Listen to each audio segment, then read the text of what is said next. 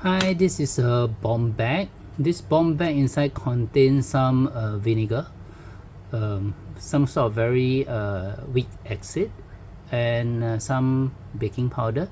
So when you press, they'll combine together and then create a lot of carbon dioxide. And this carbon dioxide will actually get more and more, and this bag will expand, right? Get bigger and bigger, and finally, it will produce a sound, and then you'll jump, right? So this is basically a conversion of energy, the chemical potential energy to kinetic energy.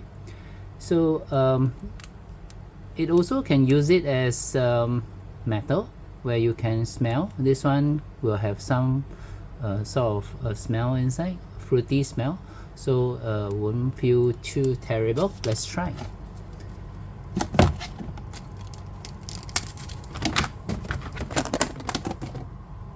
You can see that it's expanding. Oh, normally when you shake it, it's even better, so that you'll mix more.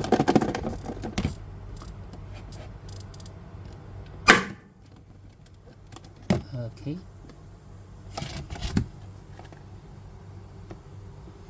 The smell is not very strong. It's a very light smell. So this is the explosion.